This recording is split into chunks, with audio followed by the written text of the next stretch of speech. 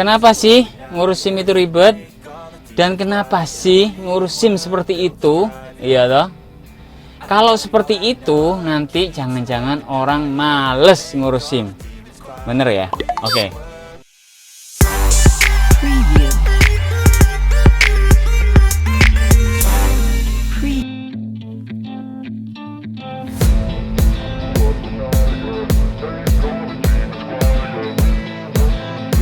Hai guys, jangan lupa ya subscribe dan dukung channel kita agar menjadi yang lebih baik, oke?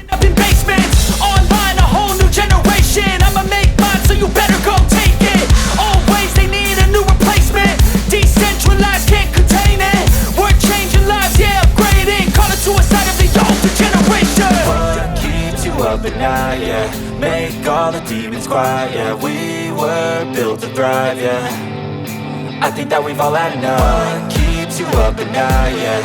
Make all the demons quiet, yeah. We were built to thrive, yeah. I think that we've all had enough. Yeah, I think that we've all had enough. Sick of dealing with the old plan. They know that we're calling it wrong. Assalamualaikum guys. Selamat datang kembali di channel kita ini.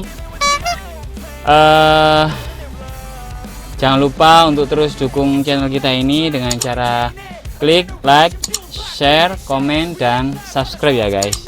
Thank you sebelumnya. Dan bagi subscriber, viewer kita, komentar kita, saya ucapkan terima kasih. Oke guys, kali ini saya akan membahas kenapa sih ngurus SIM itu ribet dan kenapa sih ngurus SIM seperti itu. Iya toh? Kalau seperti itu nanti jangan-jangan orang males ngurus SIM. Bener ya? Oke. Saya jelaskan sedikit tentang pengalaman saya pribadi dan semoga ini segera dibenahi oleh Polri, Kepolisian Republik Indonesia kita, agar semuanya bisa tertata dengan rapi. I hope so, we hope so, amin. Jadi gini guys, SIM saya ya habis tanggal 24 Desember 2022 kemarin.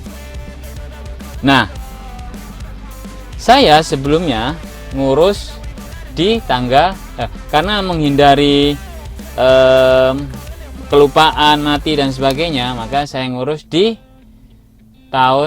tanggal 22 Desember guys. Karena SIM saya habis tanggal 24 dan biasanya tanggal 24 itu crowded, maka saya ngurusnya di tanggal 22 Desember guys 2022. Oke. Saya tahu ngurus SIM itu harus ada surat keterangan sehat, terus perpanjangan SIM guys. Ngurus perpanjangan SIM itu harus ada surat keterangan sehat sama surat keterangan lolos tes psikotes ya. Oke guys, karena saya menghindari crowdednya pada saat tanggal 24 Desember 2022, maka saya ngurus perpanjangan SIM di tanggal 22 Desember. Nah, saya tahu untuk perpanjangan SIM itu, saya perpanjangan SIM-nya A dan C guys. Untuk perpanjangan SIM itu harus ada surat keterangan sehat dan harus ada surat lolos psikotes. Oke, saya mikir dong, surat keterangan sehat saya bisa ngurusnya di dokter atau di puskesmas atau di rumah sakit manapun di seluruh Indonesia, betul ya? Pemikiran kita sama ya di situ ya. Oke.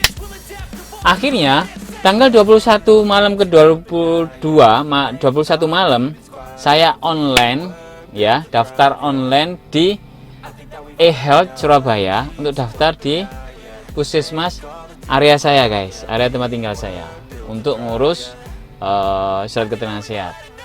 Oke. Karena malam itu website pendaftarannya error guys, maka saya lanjutkan di pagi harinya. Saya berpikir bahwa saya biasanya daftar via online, nggak pakai antri ya toh. Saya mikirnya kalau saya daftar online, wah ini pasti antri nih, panjang ini besok paginya nih. Beneran guys. Tanggal 22 Desember 2022 pagi, saya datang ke puskesmas sudah banyak orang guys. Saya datang jam setengah 8 kalau nggak salah. Puskesmas bukanya jam 8 guys. Oke, habis itu saya ngantri kan guys, daftar manual kan. Nah, saya ditanya, saya ngantrinya itu daftarnya pakai kartu BPJS guys. Saya pikir gratis.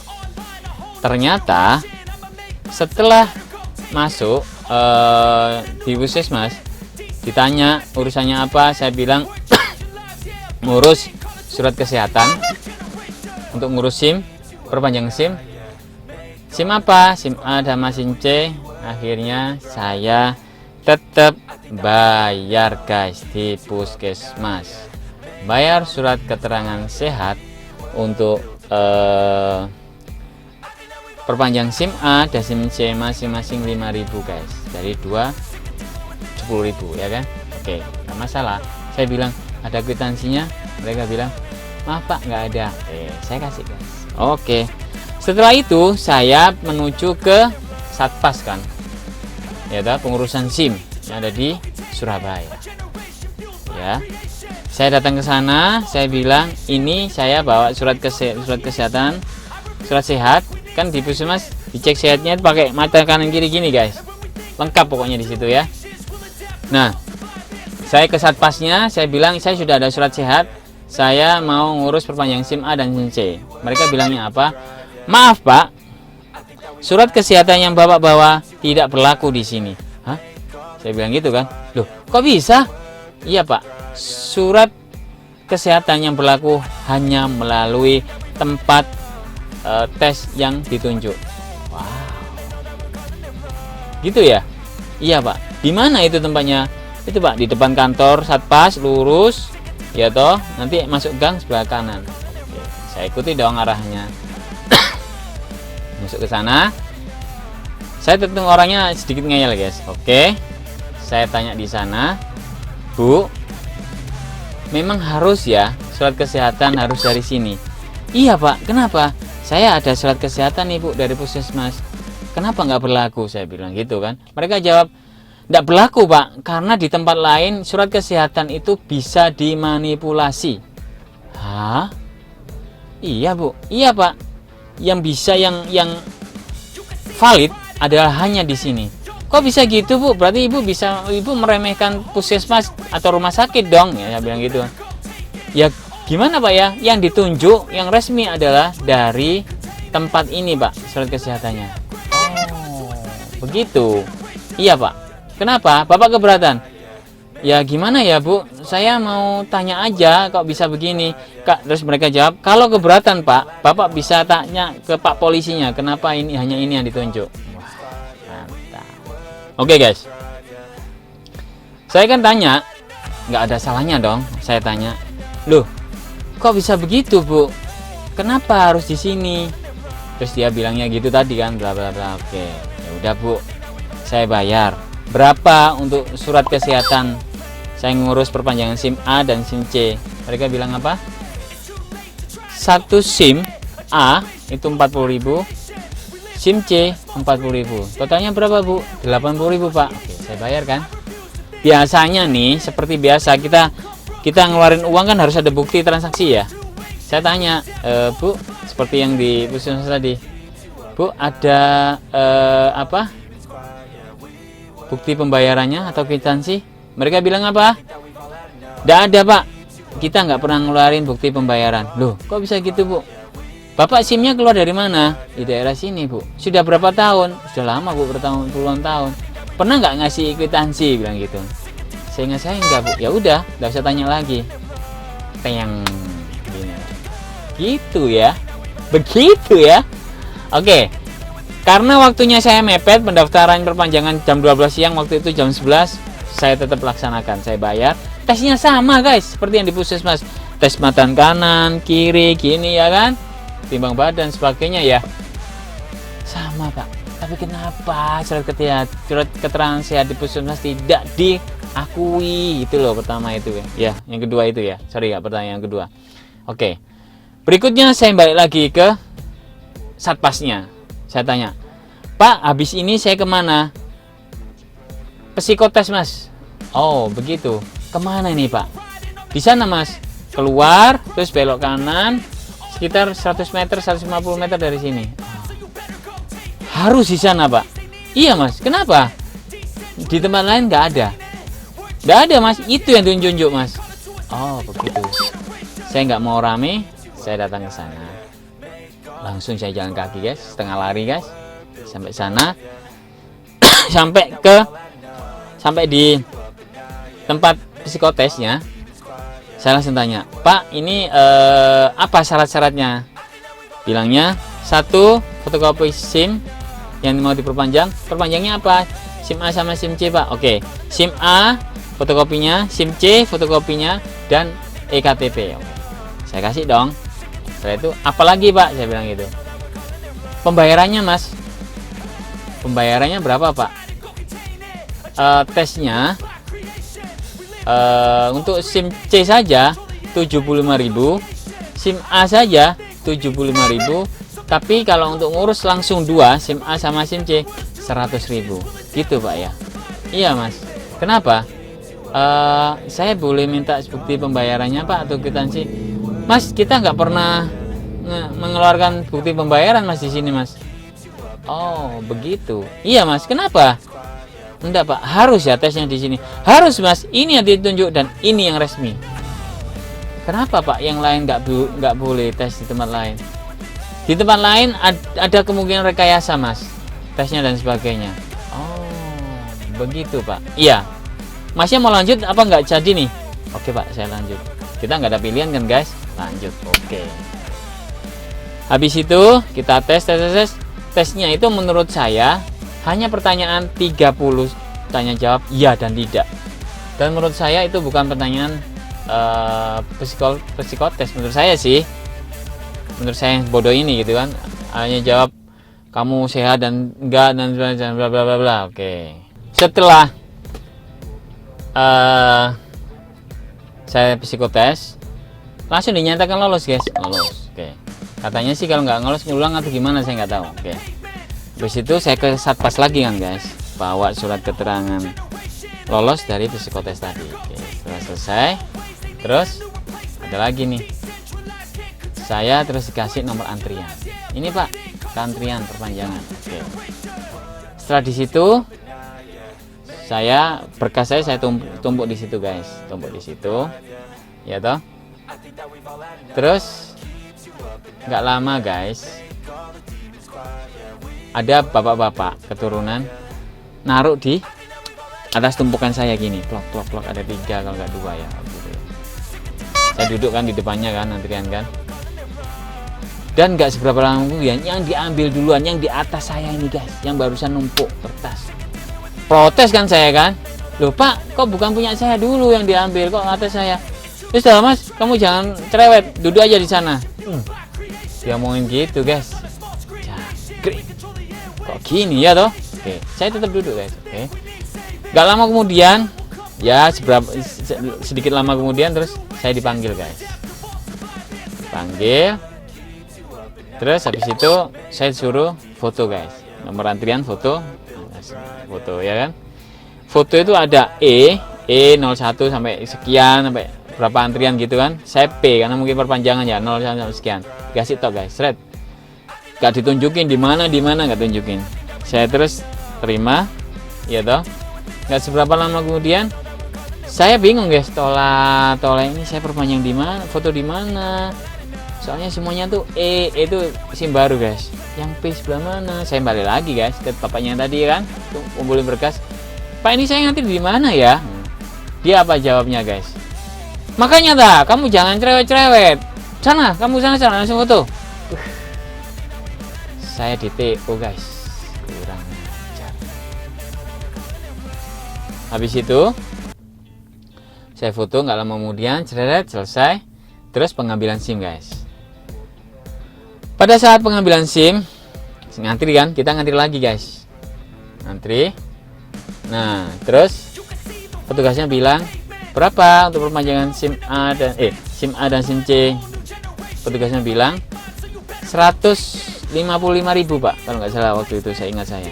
Oke, pembayarannya pakai cash atau pakai transfer Pak? transfer Pak pakai BRI, yang lain nggak bisa Pak. Aduh, saya punya rekening bukan BRI guys. Terus gimana ini Pak cara anunya Pak? Ya udah, samain aja, ke depan nanti ada ATM BRI, ambil di sana, masuk sini lagi. Kita terimanya tunai Mas. Begitu. Iya. Oke. Saya terus datang ke sana guys, ke ATM, ambil uang, balik lagi. Saya kasih tuh 155.000. Setelah itu saya tanya, Pak mohon maaf ada bukti pembayaran atau kwitansi? Nggak ada Mas, kita nggak pernah ngeluarin bukti pembayaran atau kwitansi. Kan, ayo kan, ya sama guys. Ternyata sama motifnya. Oke, udah, saya duduk. Sret. Nggak seberapa lama kemudian, mungkin 1-2 jam, saya dipanggil guys. Sudah jadi. Ternyata saya dikasih bukan SIM yang Mika itu guys, tapi kertas. Karena ada keterlambatan datangnya belangko SIM. Mantap. Pengambilannya nanti nunggu di sosial media Instagram kalau nggak salah. Wow. Jadi pengurusan SIM A dan SIM C kalau di kota saya ini itu anggap aja yang nggak jadi tadi, surat kesehatan 2 10.000, surat kesehatan yang ditunjuk tadi 80.000, berarti 90.000, tes psikotes 100.000, berarti berapa? 190.000, ditambah pembayaran SIM A dan SIM C kurang lebih tadi kemarin 155.000 kalau nggak salah ya, berarti 345.000. 350.000. Wow. Oke, begitu guys. Jadi maksud saya di sini adalah untuk perbaikan Polri. Saya sangat berharap sesuai dengan slogannya presisi. Saya sangat berharap bahwa polisi atau pengurusan SIM itu memperbaiki segala sesuatunya. Jangan sampai orang akan berasumsi yang enggak ya toh. Pertama, untuk tes kesehatan tolong bukan tes kesehatan, maaf, surat sehat itu boleh dimanapun, di rumah sakit ataupun di puskesmas. Kalau nggak boleh swasta, negeri. Saya rasa itu solusinya. No other choice, ya, biar tidak ada pemikiran-pemikiran negatif tentang hal itu. Yang kedua, setiap pengurusan surat-surat kesehatan seperti itu harus disertakan bukti pembayaran. Syukur-syukur bukti pembayarannya kalau di puskesmas atau rumah sakit negeri masuk ke kas negara atau ke kas puskesmas atau rumah sakit negeri. Oke. Yang kedua, psikotes. Kita mengharap psikotes bisa dimanapun, karena setahu saya pernah punya penumpang lulusan psikolog itu harus S2 guys, dan membuka biro psikotes itu nggak gampang juga, harus ada izinnya yang tidak sederhana pasti. Kenapa nggak boleh tes di tempat psikotes itu, kan aneh. Jadi psikotesnya bisa dimanapun. Tujuannya adalah ketika datang kita sudah siapin 2 surat sehat dan surat lolos tes psikotes. Oke. Yang berikutnya adalah mohon maaf. Saya melihat di depan kantor Satpas banyak adanya calo-calo. Pemikiran kita adalah ketika ada calo, maka ada oknum petugas di dalamnya yang bermain-main. Betul ya? Betul kan? Alhamdulillah SIM saya murni tes guys, lolos. Jadi saya sangat berharap hilangkan semua calo itu, hilangkan oknum-oknum yang bermain di situ, ya toh, karena itu adalah ilegal, bener ya? Oke. Yang berikutnya, tolong tes pengendara motor maupun mobil, tidak usah susah-susah lah bos. seperti kebanyakan aja di jalan raya itu begitu. Bagaimana tes rambut dan sebagainya, nggak usah pakai zigzag. Katanya di jalan nggak boleh zigzag, tapi kita diajari zigzag yang sederhana aja. Jadi biar kita itu memangkas orang untuk tidak bermain calo, bermain nembak dan sebagainya. Yang sederhana aja, Pak. Sederhana aja. Kalau sudah jadi SIM dan melanggar lalu lintas dan sebagainya, kita pakai skor poin. Nantinya saya berharap SIM itu bisa kayak KTP, guys. Di situ ada data-datanya, pelanggaran apa dan sebagainya. Kalau sudah mentok berapa poin yang dilanggar, SIM bisa cabut. Saya rasa begitu. Mohon maaf, saya tidak ada niat apapun di dalam konten ini. Ini demi tujuan kita bersama pada saat pengurusan SIM dan sebagainya, biar semuanya enak, tidak ada pemikiran yang negatif-negatif. Terima kasih sudah nonton sampai selesai. Jangan lupa klik like, share, komen, dan subscribe. Terus tonton terus video ini untuk yang akan datang. Thank you guys and bye-bye. You up at night, yeah. Make all the demons quiet, yeah. We were built to thrive, yeah.